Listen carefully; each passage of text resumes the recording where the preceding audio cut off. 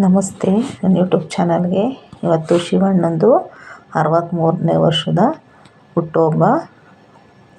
ಹುಟ್ಟುಹಬ್ಬದ ಶುಭಾಶಯಗಳು. ಶಿವಣ್ಣ, ನಿಮಗೆ ತಾಯಿ ಚಾಮುಂಡೇಶ್ವರಿ ಆರೋಗ್ಯ ಆಯಸ್ಸು ಕೊಟ್ಟು ಕಾಪಾಡಲಿ. ನೀವು ಇನ್ನೂ ಹೀಗೆ ಖುಷಿಯಾಗಿ ನಗ್ನಗ್ತಾ ಇರಿ ಶಿವಣ್ಣ. ನಾನು ಇನ್ನೊಬ್ರಿಗೆ ಮಿಶ್ ಮಾಡಬೇಕು. ಅವ್ರು ಯಾರು ಅಂದರೆ ನಮ್ಮ ಫ್ರೆಂಡು, ಅವ್ರದ್ದು ಇವತ್ತು ಬರ್ತಡೇ. ಅವ್ರಿಗೂ ಹುಟ್ಟುಹಬ್ಬದ ಶುಭಾಶಯಗಳು. ನಿಮಗೂ ತಾಯಿ ಚಾಮುಂಡೇಶ್ವರಿ ಆರೋಗ್ಯ ಆಯಸ್ಸು ಕೊಟ್ಟು ಕಾಪಾಡಲಿ. ಅವರು ಶಿವಣ್ಣನ ಅಭಿಮಾನಿ, ಹಾಗಾಗಿ ಅವ್ರದ್ದು ಇವತ್ತೇ ಬರ್ತಡೇ. ಅವರಿಬ್ಬರಿಗೂ ವಿಶ್ ಮಾಡ್ತಾ ನಾನು ಇವಾಗ ಮುಂದೆ ಹೇಳ್ತೀನಿ. ಇಲ್ಲಿ ನಾವು ಎಲ್ಲಿಗೆ ಬಂದಿದ್ದೀವಿ ಅಂದರೆ ತ್ಯಾಮಗೊಂಡ್ಲ ಹತ್ರ ಇರೋ ಡಿಗ್ರಿ ಕಾಲೇಜ್ ಹತ್ರ ಬಂದಿದ್ದೀನಿ. ಇಲ್ಲಿ ಏನೋ ಕೆಲಸ ಐತೆ ಪಾರ್ಟ್ ಟೈಮ್ ಅಂತೇಳಿ ಮೀಟಿಂಗ್ ಕರೆದಿದ್ರು. ಮೀಟಿಂಗಾಗೆಲ್ಲ ಹೇಳಿದ್ರು. ಇಲ್ಲಿ ಈಚೆ ಬಂದ್ವಿ. ಮೀಟಿಂಗ್ ಎಲ್ಲ ಮುಗಿಸ್ಕೊಂಡು ಅವ್ರು ಹೇಳಿದ್ರು ವಯಸ್ಸಾದವ್ರಿಗೆ, ಆಮೇಲೆ ರಿಟೈರ್ಡಾಗಿ ಮನೆಗೆ ಇರ್ತಾರಲ್ಲ ಅವ್ರಿಗೆ ಮಾತ್ರ ಕೆಲಸ ಅಂದರು. ನಾನು ನನ್ನ ಮಗನ ಕರ್ಕೊಂಡೋಗಿದ್ದೆ ನೋಡೋಣ ಅಂದ್ಬಿಟ್ಟು. ಹಂಗಾಗಿ ಹುಡುಗರಿಗಿಲ್ಲ ಅಂದರು.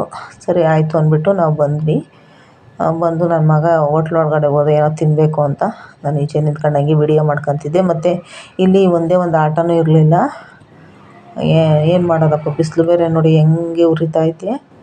ಆಟೋ ಬೇರೆ ಇರಲಿಲ್ಲ. ಹಂಗೂ ಅಲ್ಲಿ ನೋಡ್ಕೊಂಡು ಹಂಗೂ ನಡ್ಕೊಂಡು ಹೋಗ್ತಾಯಿದ್ದೀವಿ. ನನ್ನ ಮಗ ನಡ್ಕೊಂಡು ನೋಡಿ ಅವನಿಗೇನು ನಡೆಯೋಕ್ಕಾಗ್ತಾಯಿಲ್ಲ ಪಾಪ. ಅಂದರೆ ತ್ಯಾಮಗೊಂಡ್ಲಿಂದ ಮುದ್ದಿಗನಹಳ್ಳಿ ನಡ್ಕೊಂಬರ್ತಾಯಿದ್ದೀವಿ ನಾವು ನನ್ನ ತಂಗಿ ಮನೆ ಹತ್ರ.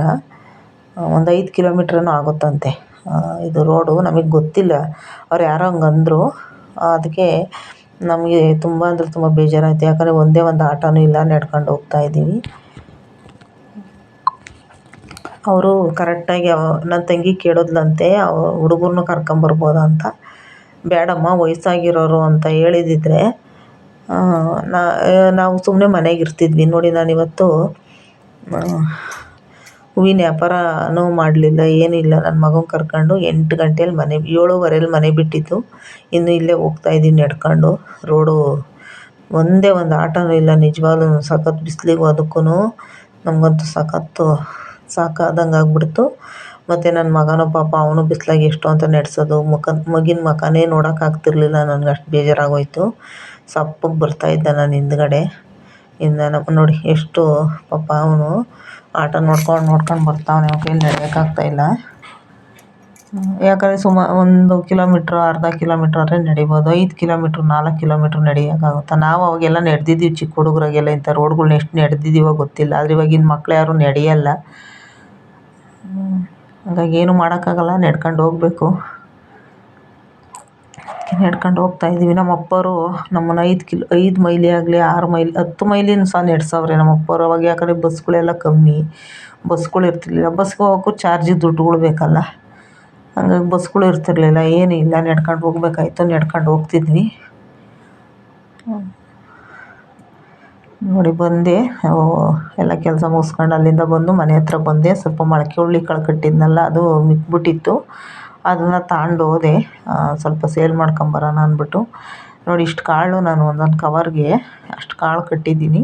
20 ರೂಪಾಯಿ ಕೊಡೋಕ್ಕೆ ನಿಜವಾಗ್ಲೂ ಜನ ಎಷ್ಟು ಅಯ್ಯೋ ಅನ್ನಿಸ್ತಾರೆ ಅಂದರೆ, 20 ರೂಪಾಯಿ ಕೊಟ್ಟು ಈ ಥರ ಮೊಳಕೆ ಹುರುಳಿ ಕಾಳು ನಾನೇ ತಂದು ಆಯ್ದು ಎಲ್ಲ ರೆಡಿ ಮಾಡಿ ಕಟ್ಟಿರೋದು. ಮನೆ ಹತ್ರ ತಗೊಂಡೋದ್ರೆ ತಗೊಳ್ಳಲ್ಲ ಇಲ್ಲಿ ಅಂದ್ಬಿಟ್ಟು ನಾನೇ ಕವರ್ ಮಾಡಿ ಕಟ್ಟಿದ್ದೀನಿ. ಈ ಥರ ಚೆನ್ನಾಗೈತೆ ಹುರುಳಿಕಾಳು. ತಗೊಳ್ಳೋಕ್ಕೆ ಹಿಂದೆ ಮುಂದೆ ನೋಡ್ತಾರೆ. ನಾನು ಹಂಗೂ ಇರಲಿ ಅಂದ್ಬಿಟ್ಟು ಹಾಕಿದ್ದೀನಿ ಹುರುಳಿಕಾಳು. ನೋಡೋಣ, ಇಷ್ಟು ಕಾಳೆಲ್ಲ ಸೇಲಾದರೆ ನನಗೆ ನಾನು ಹಾಕಿರೋ ಅಮೌಂಟ್ ಬರುತ್ತೆ. ಇಲ್ಲ ಅಂದರೆ ಇಲ್ಲ, ಏನು ಮಾಡಬೇಕೋ ಗೊತ್ತಿಲ್ಲ. ಜನಗಳೇ ಹೆಂಗೆ ನಿಜವಾಗ್ಲೂ. ಯಾರೋ ಸಣ್ಣ ಪುಟ್ಟ ಬಿಸ್ನೆಸ್ ಮಾಡ್ತಾವ್ರೆ ಅಂದರೆ ತಗೊಳ್ಳೋಕ್ಕೆ ಹಿಂದೆ ಮುಂದೆ ನೋಡ್ತಾರೆ. ಒಬ್ಬೊಬ್ಬರು ಅವನ್ನ 30 ರೂಪಾಯಿ ಮಾರ್ತಾರಂತೆ. ನಾನು ಬರೀ 20 ರೂಪಾಯಿ ಕೊಡ್ತಾಯಿದ್ದೀನಿ, ಆದರೂ ತಗೊಳ್ಳೋಕೆ ಇದು ಮಾಡ್ತಾರೆ. ನೋಡೋಣ, ಈಗ ಕೂತಿದ್ದೀನಿ. ನೋಡೋಣ ಎಷ್ಟು ಸೇಲಾಗುತ್ತೆ, ಎಷ್ಟಾಗುತ್ತೆ ಅಂತ ನೋಡೋಣ.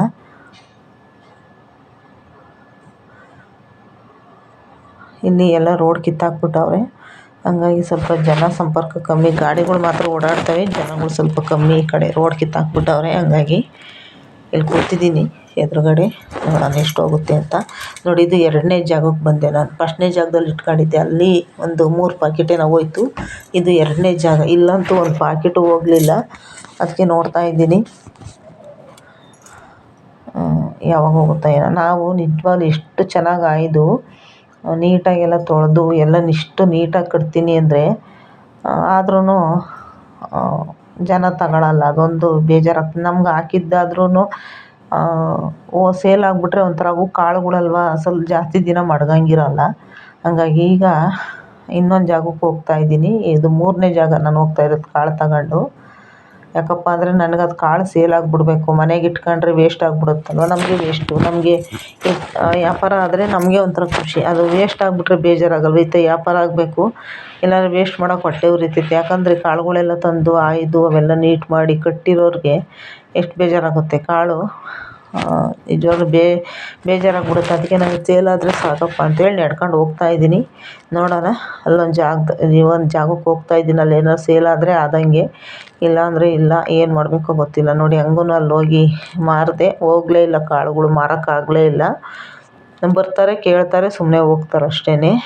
ಆಮೇಲೆ ನೀನು ಪಾವು ಕಟ್ಟಿಲ್ಲ ಅಂತಾರೆ. ನಿಜವಾಗ್ಲೂ ನನ್ನ ಕಣ್ಣು ನಾನು ವ್ಯಾಪಾರದಲ್ಲಿ ಮಾತ್ರ ಯಾವತ್ತೂ ನಾನು ಹಂಗೆಲ್ಲ ಇದು ಮಾಡಲ್ಲ. ಕಟ್ಟಿದ್ದೀನಿ. ಆದ್ರೂ ಜನಗಳು ಹಂಗೆ ಏನೋ ಒಂಥರ ಮಾತಾಡ್ತಾರೆ. ಅದಕ್ಕೆ ಬಂದುಬಿಟ್ಟೆ ಮನೆ ಹತ್ರ. ಬಂದು ಇವಾಗ ಅಡುಗೆ ಮಾಡೋಣ ಅಂದ್ಬಿಟ್ಟು ನಾನು ಒಂದು ಸ್ವಲ್ಪ ಮೊಳಕೆ ಹುರುಳಿಕಾಳು ಹಾಕಿ, ಸ್ವಲ್ಪ ಹಲಸಿನ ಬೀಜ, ಆಲೂಗೆಡ್ಡೆ ಎಲ್ಲ ಐತೆ, ಹಾಕಿ ಹುಳಿ ಮಾಡೋಣ ಅಂದ್ಬಿಟ್ಟು ಮಾಡ್ತಾಯಿದ್ದೀನಿ.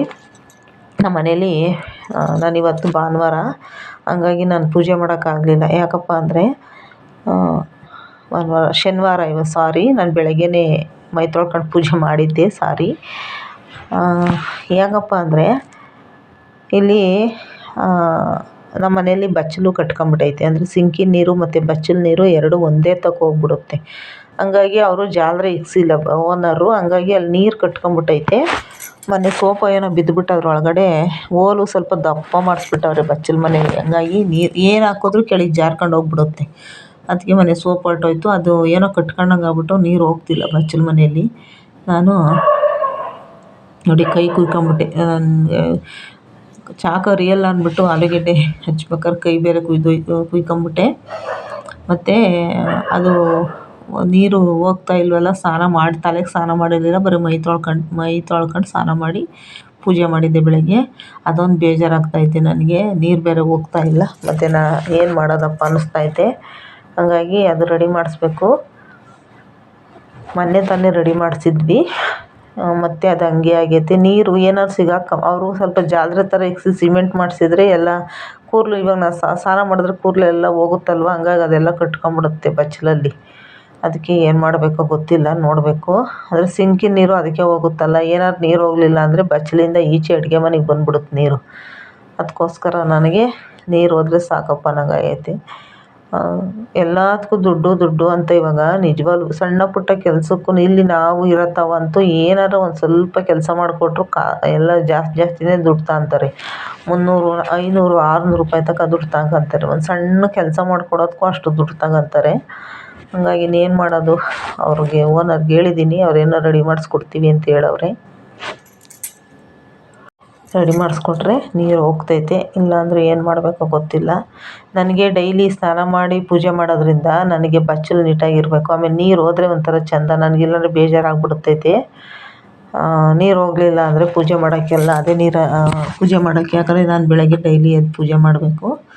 ಅದಕ್ಕೋಸ್ಕರ ನೋಡೋಣ ಏನಾಗ್ತೈತೆ ಅಂತ. ರೆಡಿ ಮಾಡಿಸ್ಕೊಟ್ರೆ ಮಾಡಿಸ್ಕೊಡ್ತಾರೆ. ನಾನು ಖಾರ ರುಬ್ತಾಯಿದ್ದೀನಿ. ಮತ್ತು ಎಣ್ಣೆ ಒಂದು ಸ್ವಲ್ಪ ಇತ್ತು. ಎಣ್ಣೆ ಬೇರೆ ಖಾಲಿ ಆಗಿಬಿಟ್ಟೈತೆ, ತರಬೇಕು. ನಾನು ಮಂಡಿಪೇಟೆಗೆ ಹೋಗಿಲ್ಲ ಇತ್ತೀಚೆಗೆ, ಹೋಗಿ ತಗೊಂಬರ್ಬೇಕು. ಅದನ್ನೇ ಸ್ವಲ್ಪ ಒಗ್ಗರಣೆಗೆ ಹಾಕಿ ಹುಳಿ ಸಾರು ಮಾಡೋಣ ಅಂಥೇಳಿ ಎಲ್ಲ ಕುಕ್ಕರ್ ಇಟ್ಟಿದ್ದೀನಿ. ಅಂದರೆ ಹುರುಳಿಕಾಳು ತಪ್ಪಲೆಯಲ್ಲಿ ಬೇಯಿಸಿದ್ರೆ ಬೇಗ ಬೇಯಲ್ವಲ್ಲ, ಅದಕ್ಕೆ ಕುಕ್ಕರಾಗಿ ಕೂಗಿಸ್ಕೊಂಬಿಡೋಣ. ಯಾಕಂದರೆ ಮೊಳಕೆ ಹುರುಳಿಕಾಳು ಆದರೂ ಅವು ಒಂದು 2 ಕೂಗು 3 ಕೂಗು ಕೂಗಿಸಿದ್ರೆ ಚೆನ್ನಾಗಿ ನುಣ್ಣಗೆ ಬೆಂದಿರ್ತಾವಲ್ವ, ತಿನ್ನೋಕ್ಕೂ ಚೆನ್ನಾಗಿರ್ತೈತಿ. ಇಲ್ಲಾಂದರೆ ಅವು ಚೆನ್ನಾಗಿರಲ್ಲ ತಿನ್ನೋಕ್ಕೆ. ಹಂಗಾಗಿ ಒಂದು 3 ಕೂಗಾದರೂ ಕೂಗಿಸ್ತೀನಿ, ಇಲ್ಲ ಒಂದು 4 ಕೂಗಾದರೂ ಕೂಗಿಸ್ತೀನಿ. ಮನೆಯಲ್ಲಿ ಕೂಗಿಸ್ತೀನಿ, ಹಂಗಾಗಿ ಮಾಡ್ತಾಯಿದ್ದೀನಿ. ನನಗೆ ಬಚ್ಚಲು ಒಂದು ರೆಡಿ ಆದರೆ ಸಾಕು. ಇನ್ನೇನು ನೋಡೋಣ ಏನು ಮಾಡ್ತಾರೆ ಅಂತ.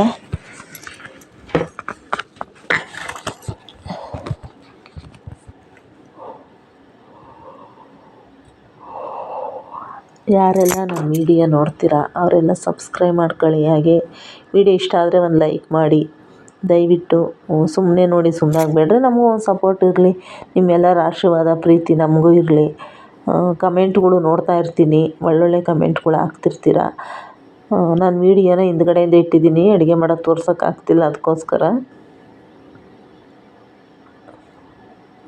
ನಾನು ಏನೋ ಒಂದು ವಸ್ತು ತರಿಸಿದ್ದೀನಿ ಮೀಶೋದಿಂದ, ಅದನ್ನು ನೆಕ್ಸ್ಟು ನಾನು ವೀಡಿಯೋ ಮಾಡಿ ಹಾಕ್ತೀನಿ. ಈಗ ಸದ್ಯಕ್ಕೆ ನಾನು ಅದನ್ನು ತೋರ್ಸೋಕ್ಕಾಗಲ್ಲ, ಅದಕ್ಕೋಸ್ಕರ ನಾನು ಅದನ್ನು ನೆಕ್ಸ್ಟ್ ವೀಡಿಯೋದಲ್ಲಿ ಹಾಕ್ತೀನಿ ಏನು ತರಿಸಿದ್ದೀನಿ ಅಂತ. ನೋಡಿ, ಇವಾಗೆಲ್ಲ ಸಾರಿಗೆ ಕುಡಿಸಿದ್ದೀನಿ, ಖಾರ ರುಬ್ಬಬೇಕು. ನಾವು ಫಸ್ಟ್ ಮೊಳಕೆ ಹುರುಳಿಕಾಳು ಸಾರು ಮಾಡಬೇಕಾದ್ರೆ ನಾವು ಚಿಕ್ಕ ಹುಡುಗರಲ್ಲಿ ನಮ್ಮಮ್ಮ ಒಂದು ಸುಟ್ಟೀರುಳ್ಳಿ, ಬೆಳ್ಳುಳ್ಳಿ ಏನೇನು ಇಟ್ಬಿಟ್ಟು ಸುಮ್ಮನೆ ಸಿಂಪಲ್ಲಾಗಿ ಸಾರು ಮಾಡ್ತಾಯಿತ್ತು. ಹೆಂಗಿರೋದು ಅಂದರೆ ಚಿಕನ್ ಸಾರು ಸ್ಮೆಲ್ ಬಂದುಬಿಡೋದು ಮೊಳಕೆ ಹುರುಳಿಕಾಳು ಸಾರು. ನಾವೀಗ ಶುಂಠಿ ಏನೇನೋ ಅರಿತೀವಿ, ಆದರೂ ಒಂದೊಂದ್ಸರಿ ಮೊಳಕೆ ಹುರುಳಿಕಾಳು ಸಾರು ಆ ಥರ ಘಮ ಬರೋಲ್ಲ. ನಮ್ಮಮ್ಮ ಮಡಿಕೆಯಲ್ಲಿ ಮಾಡೋದು ಬರೀ ಹಸಿ ಮೊಳಕೆ ಕಾಳು ಸೊಪ್ಪು ಹಾಕ್ಬಿಟ್ಟು ಬಸ್ಸಾರು ಮಾಡಿದ್ರು ಚೆನ್ನಾಗಿರೋದು. ಮತ್ತು ಬರೀ ಹುರುಳಿಕಾಳಾಗಿ ಹುಳಿ ಸಾರು ಮಾಡಿದ್ರು ಎಷ್ಟು ಘಮ ಅಂದರೆ ಚಿಕನ್ ಸಾರು ಥರ ಸ್ಮೆಲ್ ಘಮ ಬರೋದು, ಅಷ್ಟು ಘಮ ಘಮ ಅನ್ನೋದು ಸಾಂಬಾರು. ಈಗ ನಾವು ಏನೇ ಮಾಡಿದ್ರು ಅಷ್ಟು ಘಮ ಬರೋಲ್ಲ ಸಾಂಬಾರುಗಳು. ಆವಾಗ ಬಿಸಿನೀರು ಕಾಯಿಸಿ ಬಿಸಿನೀರೊಳಗೆಲ್ಲ ನೀಟಾಗಿ ಫ್ರೈ ಮಾಡಿ ಬಿಸಿನೀರಾಗ ಕಾಳು ತೊಳೆದು ಎಲ್ಲ ಮಾಡೋದು. ನಾನು ಅದೇ ಥರ ಮಾಡ್ತೀನಿ, ಆದರೆ ಅಷ್ಟೊಂದು ರುಚಿ ಬರೋಲ್ಲ, ನಮ್ಮಮ್ಮ ಮಾಡಿದಷ್ಟು ರುಚಿ ಬರೋಲ್ಲ.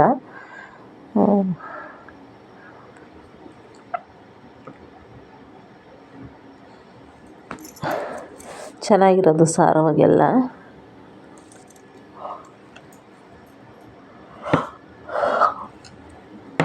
ನಾನು ಬೆಳಗ್ಗೆ ಅಲ್ಲಿ ಓಡಾಡ್ಕೊಂಡು ಎಲ್ಲ ಬಂದ್ವಲ್ಲ, ಹಾಗಾಗಿ ಸ್ವಲ್ಪ ಕಾಲು ಬೇರೆ ನೋಯ್ತೈತೆ. ಹುರುಳಿಕಾಳು ಬೇರೆ ಮಾರೋಕ್ಕಂತ ಹೋಗಿದ್ನಲ್ಲ, ಹಂಗಾಗಿ ಓಡಾಡಿ ಕಾಲೆಲ್ಲ ಸಿಕ್ಕಾಪಟ್ಟೆ ನೋಯ್ತೈತೆ. ಏನು ಮಾಡೋದು ಯಪ್ಪ, ನನಗಂತೂ ನಿಲ್ಲಕ್ಕಾಗ್ತಿಲ್ಲ, ಅಷ್ಟು ಕಾಲು ನೋಯ್ತೈತೆ.